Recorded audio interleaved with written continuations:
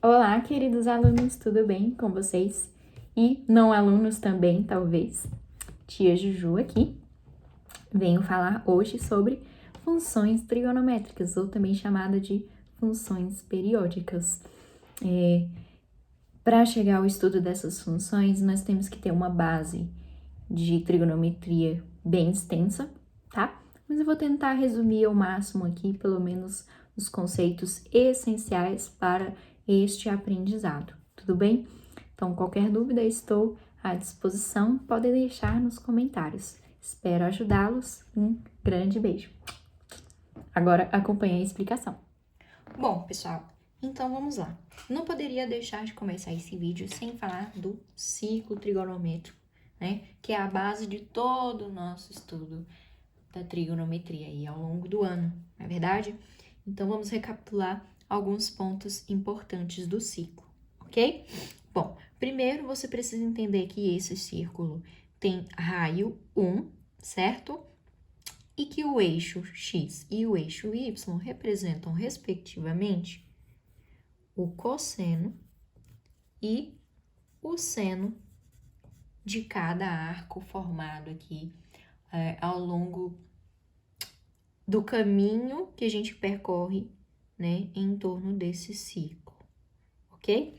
Então, ao contrário do que a gente pensa, né, é normal que a gente pense primeiro em seno, depois cosseno, mas o eixo x é cosseno e o eixo y é seno, por conta do triângulo retângulo que a gente forma para cada arco que eu desejo saber suas razões trigonométricas, certo? Então, eu tenho esse ponto P aqui, P1, no ciclo, ok?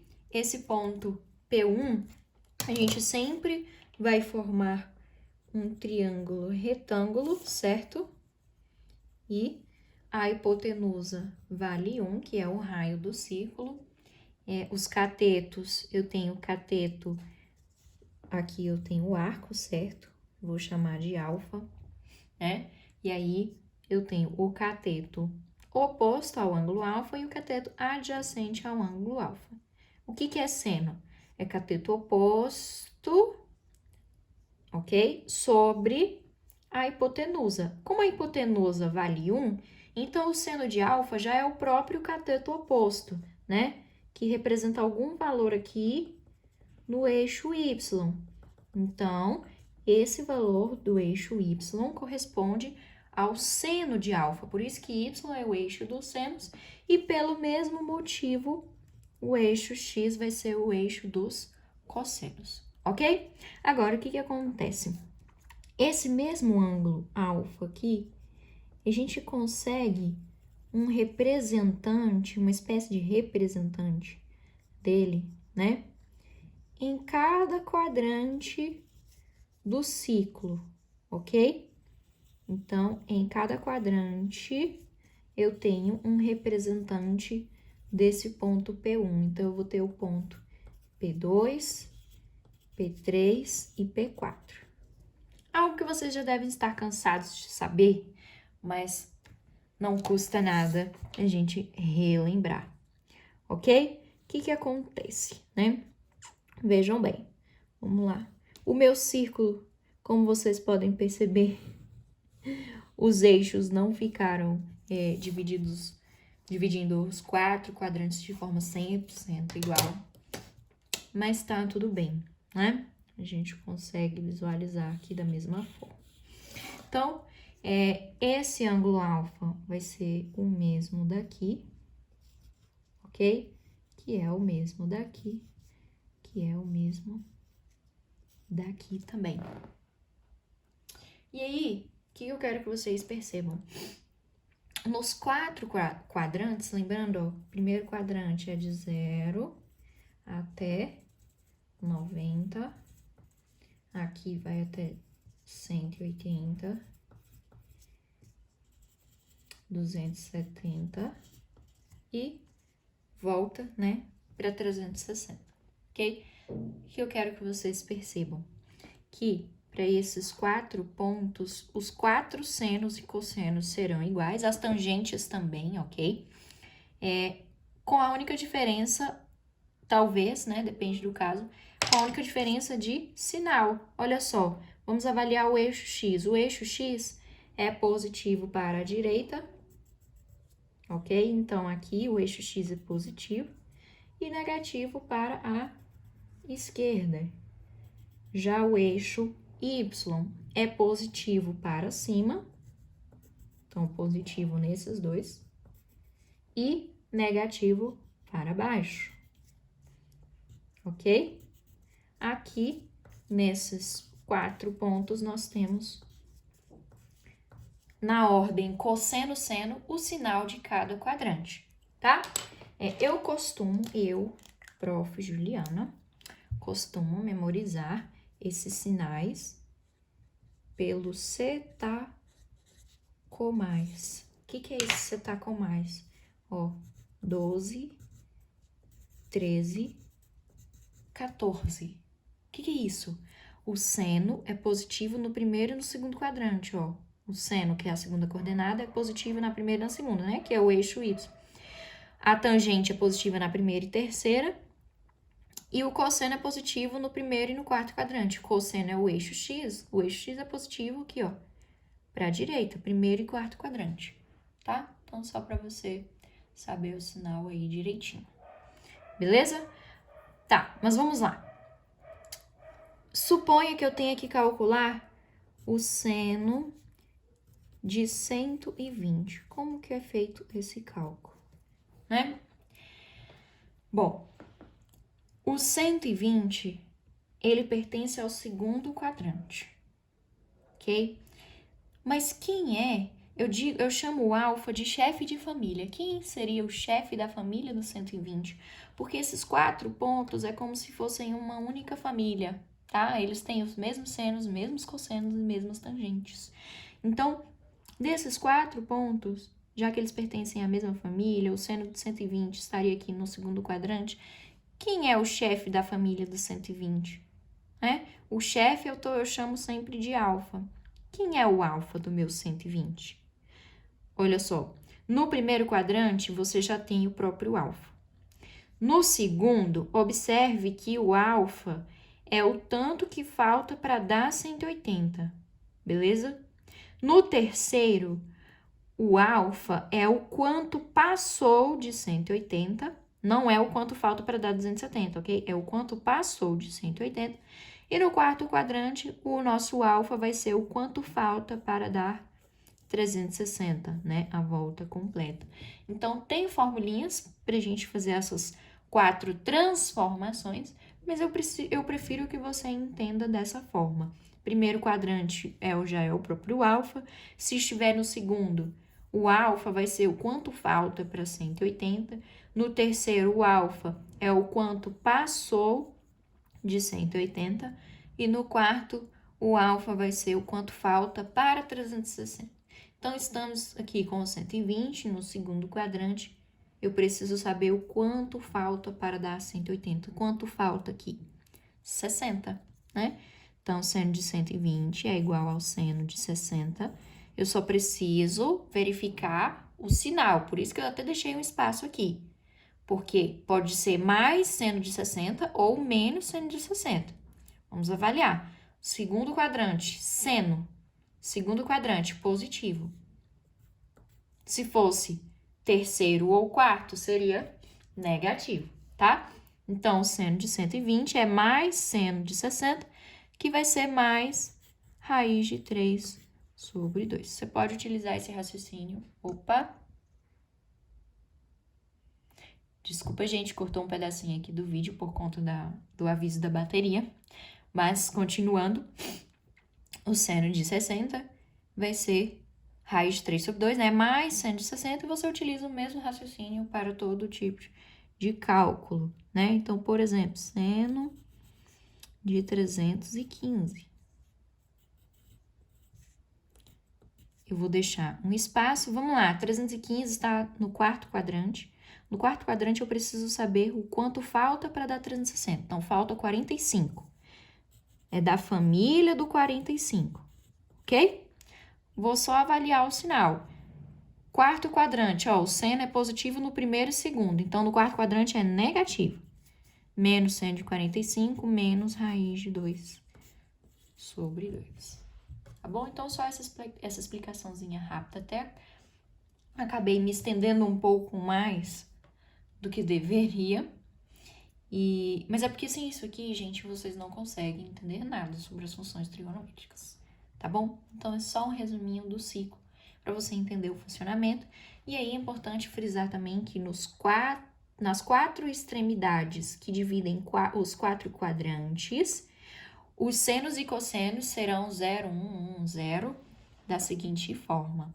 Ó, eu posso montar uma tabelinha assim: seno, cosseno, 0, 90, 180, 270, 360. Aí eu não vou me alongar muito na explicação dessa tabela, mas tudo isso aqui que eu preencher é por conta do raio do ciclo, que é 1, beleza? Porque esses arcos estão nas extremidades. Mas olha só como é que eu preencho essa tabelinha, que ficou um pouco torta, me perdoem.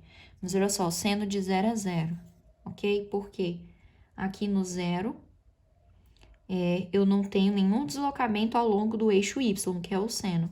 Então, 0. E o cosseno é 1, tá vendo? Ó? O cosseno tem o raio completo aqui, que é 1, tá? Você completa essa tabelinha aqui, ó, assim, dessa forma: 0, 1, 0, 1, 0, 1, 0, 1, 0, 1. Considerando que no 180 tá na parte negativa e o 270 também, tá? Vamos precisar dessas informações aqui para falar das funções trigonométricas, ok? Então, vou dar um pause aqui rapidinho. Bom, pessoal, agora continuando o nosso estudo, vamos falar sobre as funções trigonométricas, mas, né, antes de prosseguir para as funções com parâmetros, eu preciso falar das funções base. A função apenas seno de x ou apenas cosseno de x, ok? Começando com a função seno. O que acontece? Eu marquei aqui já os principais pontos, que seriam as 4 extremidades do círculo trigonométrico, ok? E eu vou preencher, eu vou marcar os pontos no gráfico de acordo com os valores. Por exemplo, seno de 0 é 0. Pode até consultar na tabelinha, tá? Seno de 0 é 0. Seno de 90 já é 1, ok? Seno de 180, ó, pode confirmar aqui. Seno de 180, 0, pode confirmar aqui ou no próprio ciclo, ok? Seno de 270 vai ser menos 1. E seno de 360 volta para o mesmo lugar do 0. Então, dessa forma, a gente monta o gráfico da função seno. Vamos lá. Muita calma nessa hora.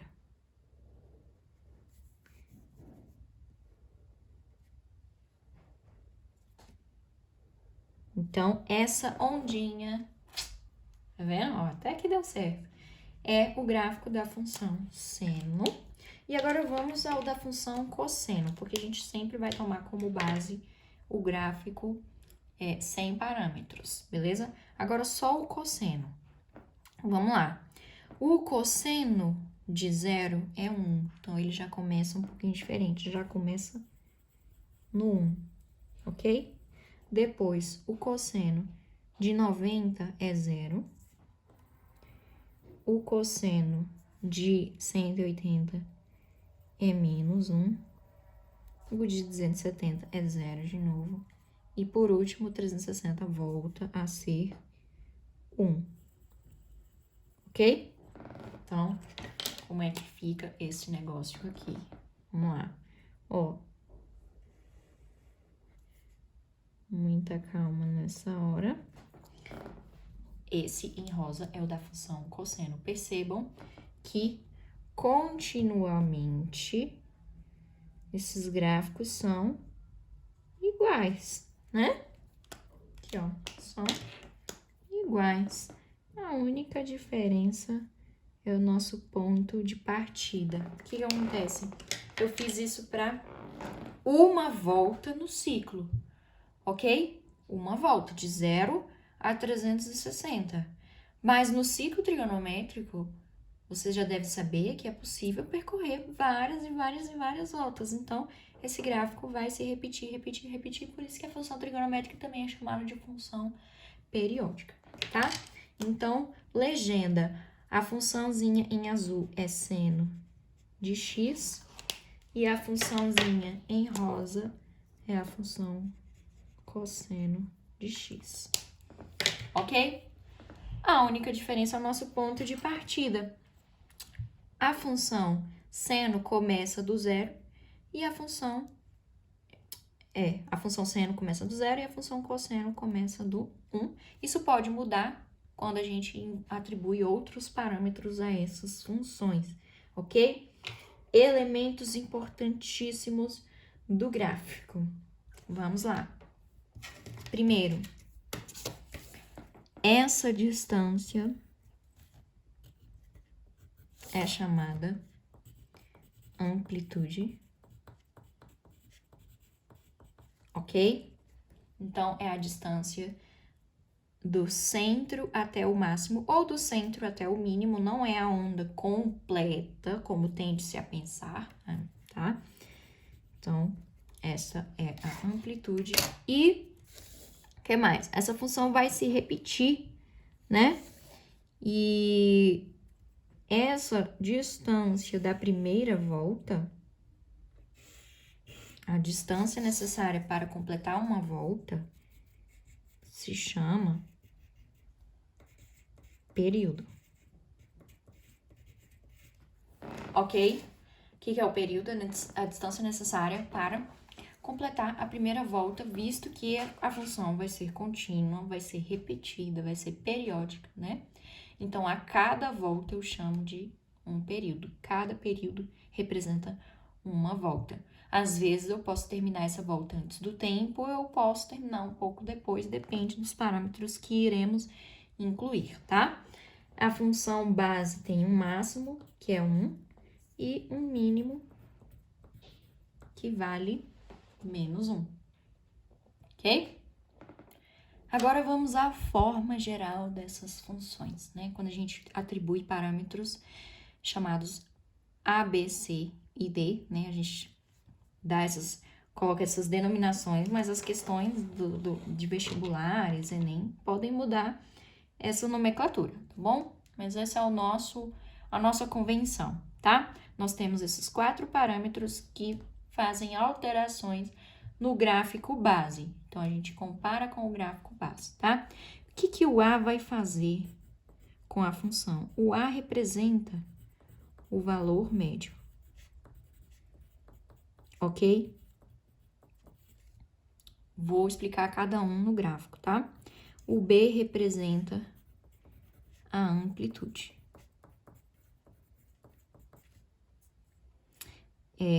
No caso, módulo de B, tá? Porque se o B for negativo, a amplitude não pode ser negativa, a amplitude é uma distância. O C determina o período, tá? Sendo que o período é calculado por 2π sobre C, ou sobre módulo de C também. Não é comum que o C seja negativo, então eu vou deixar sem módulo aqui. Vamos resumir essa história. E D vai representar um deslocamento horizontal, tá? Aqui eu tenho alterações ao longo do eixo Y e aqui eu tenho alterações ao longo do eixo X, beleza? E agora vou fazer um exemplinho para que vocês entendam como que funcionam todos esses parâmetros aqui, tá? Então, vamos ao exemplinho aqui, galera, para você entender como funciona o funcionamento dos parâmetros de uma função trigonométrica, né? Aqui é possível identificar A, B, C e D, né? Ó, o nosso A vale 5, ok? Aqui, ó. Esse é o A. Aqui o B, ok?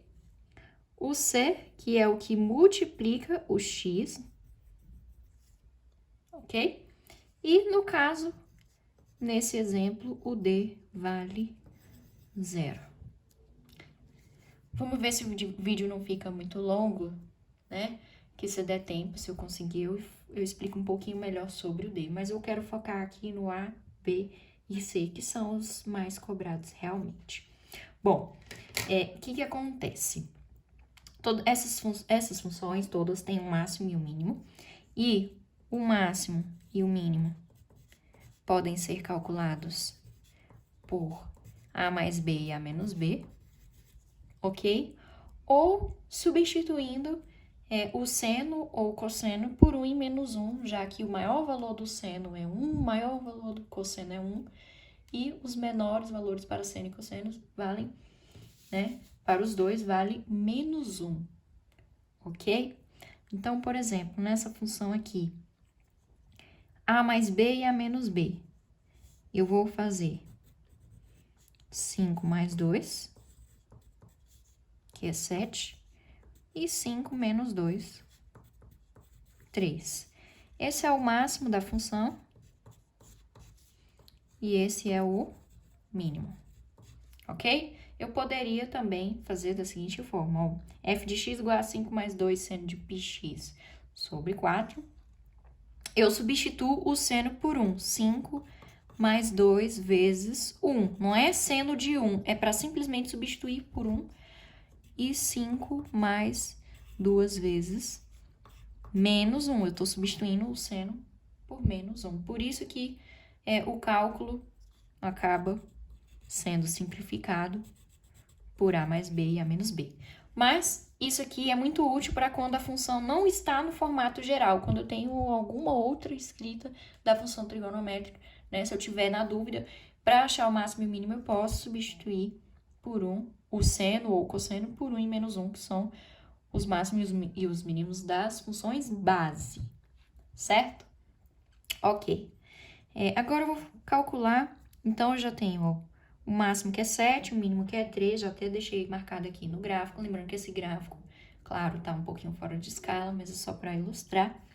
E o período, que é calculado por 2π sobre C. Quem é C? É o que multiplica o x. O que multiplica o x é π sobre 4. Então, divisão de fração, conserva a primeira, multiplica pelo inverso da segunda. E o meu período é igual a 2 vezes 4, 8. O que significa isso? A função que eu vou construir aqui, ela se repete a cada 8, depende do contexto, a cada 8 dias, a cada 8 horas, a cada 8 meses, enfim, há uma repetição, tá? Essa repetição vai acontecer a cada 8 espaços de tempo, certo? Então, veja só, eu disse que o A é a linha média, né? O A é o valor médio. O que é o valor médio? É a média entre o máximo e o mínimo. O máximo é 7, o mínimo é 3, a média é 5. Aqui, ó, o A vai ser a nossa linha média, beleza? Que mais? Eu disse que o B é a amplitude. Vamos entender, tá? O C determina o período, então eu vou marcar aqui que a função vai até aqui, que aqui seja 8, tá? Aqui eu tenho metade do período, 4, ok? E eu vou precisar desses outros intervalos aqui também, tá bom? Seria 2 e 6. Vamos lá. Aqui nós temos uma função seno. Em tese, eu teria que substituir cada valor de x aqui para calcular, de fato, né, quanto seria, mas eu posso simplesmente comparar com o gráfico base. O gráfico base da função seno começa no valor médio, ok? Vamos comparar aqui, ó. Tá aqui o gráfico base da função seno. O gráfico base da função seno começa no valor médio, depois vai para o máximo, no primeiro quarto, ó, vai para o máximo, depois volta para o valor médio, vem para o mínimo e volta para o valor médio. Então, tá vendo? Ó, função seno, ok? Vou colocar de azulzinho também. Esse é o gráfico da função f de x que eu selecionei de exemplo. Ficou um pouco estragadinho, mas não tem nada não. O que acontece? Isso aqui vai se repetir a cada 8 espaços de tempo, beleza? Vai ficar repetindo, vai ficar repetindo. E o período não é só a distância da primeira volta. A distância entre dois máximos ou entre dois mínimos também é o período, ok? Então, eu consigo descobrir, né? Ó, o período é 8, aqui vale 2. O período é 8. 2 mais 8, o próximo máximo vai acontecer quando x for 10, tá? Então, o período também pode ser a distância entre dois máximos ou entre dois mínimos, né? Se eu tiver outro mínimo aqui, eu tenho período também, ok? Se fosse uma função cosseno... Ah, detalhe, aqui tá positivo, tá? Aqui tá positivo. Se fosse negativo, o gráfico ia ficar o contrário, ó. Ele ia ficar o contrário. Vou tentar não estragar muito. Mas ele fica invertido. Ele começa no valor médio, mas ao invés de vir para o máximo, ele vem para o mínimo. E aí, mesma coisa, se fosse função cosseno. Se fosse função cosseno, começaria do máximo, aí vem para o mínimo e continua, ok? Se fosse uma função do tipo cosseno, com os mesmos parâmetros, tá? Mas, caso essa função cosseno tivesse o b negativo, então, ao invés do máximo, ela começaria do mínimo, ok?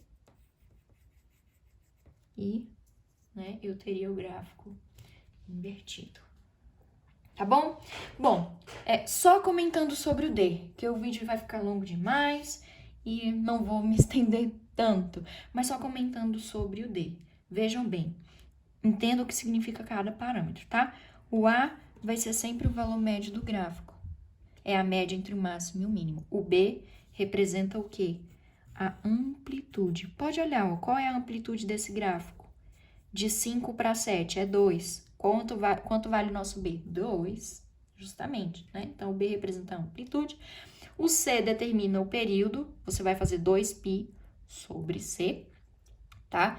Depois, se vocês quiserem, eu posso gastar mais um tempinho explicando por que é 2π sobre C, mas por hora, vamos deixar mais enxuto, tá? E o D, o que acontece, ó? A, valor médio, B, amplitude, o C determina o período, né? Determina o período, pode aumentar ou diminuir o período, lembrando que vai ser inversamente proporcional. Quanto maior o valor de C, menor o período, e vice-versa. E o D, ele desloca o gráfico todo para a direita ou para a esquerda, tá? Então, a gente está começando sempre aqui para quando x for 0. Começando assim, iniciando a primeira volta positiva, tá? Porque a gente sabe que tem a parte negativa também. A primeira volta positiva começa no 0. Se eu tiver algum D envolvido aqui, eu posso começar um pouquinho antes ou um pouquinho depois.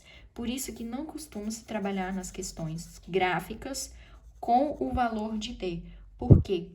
Porque se houver esse deslocamento, fica inviável saber se a função é do tipo seno ou cosseno, já que continuamente elas são iguais.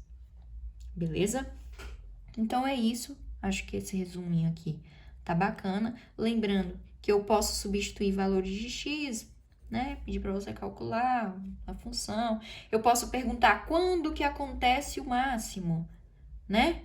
Bom, eu sei que o máximo do seno é 1. Então, eu pego o seno de πx sobre 4 e igualo a 1. Ou eu posso pegar a função por completa e igualar a 7, né? 5 mais 2 seno de πx sobre 4 igual a 7.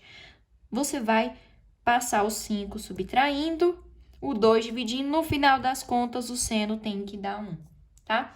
Que ângulo que o seno dá 1? Ó aqui, nossa tabelinha. Que ângulo que o seno dá 1? O primeiro ângulo que o seno dá 1, 90. Então, este ângulo, πx sobre 4, tem que ser igual a 90. Em radiano, né? Π sobre 2, beleza?